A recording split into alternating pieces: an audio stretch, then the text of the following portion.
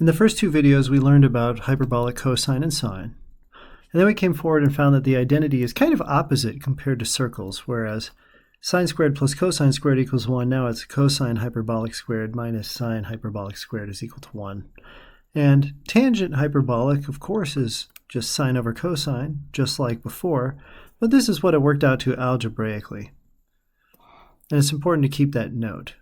But what if I want to find the derivatives of these, because we're going to need them.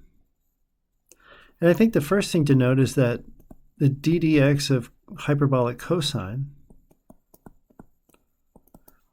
is going to equal, well, you can take the 1/2 out, right? And you just have the e to the negative x here and the e to the x here.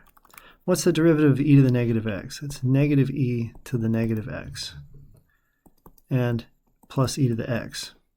So the derivative of hyperbolic cosine is this, which is identical to hyperbolic sine. So not like regular derivatives where the derivative of cosine is negative sine, it's just regular old hyperbolic sine. And now let's take a look at hyperbolic sine.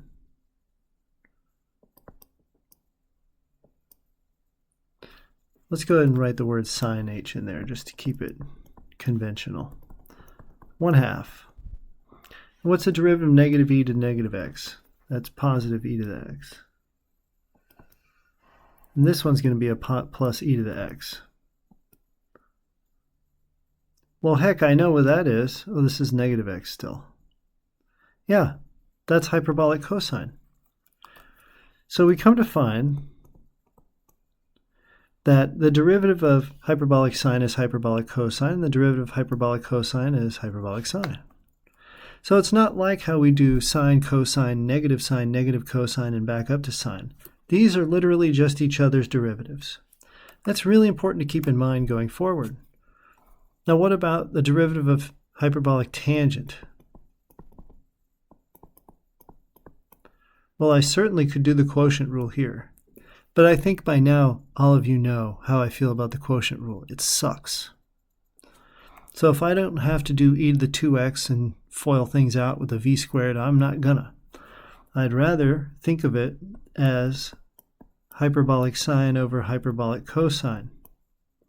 That seems more fair to me. So now at least when we do the derivative with the quotient rule, which is u prime v minus v prime u over v squared, we can use hyperbolic sine and cosine. What's the derivative of hyperbolic sine? You already know this.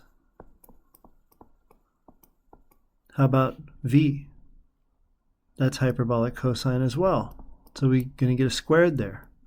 And v prime, you guessed it, you're going to get a hyperbolic sine. And u is also a hyperbolic sine.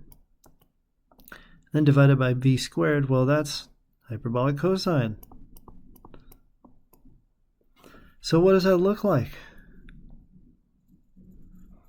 I don't know if you're following me just yet, but we get a cosine hyperbolic squared over a cosine hyperbolic squared. That's just going to be 1 minus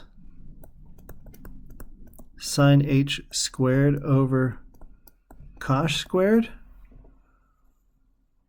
Well, we know what that is because tangent is sine over cosine. So I'm going to get 1 minus hyperbolic tangent squared. The derivative of hyperbolic tangent is 1 minus hyperbolic tangent squared. How weird is that?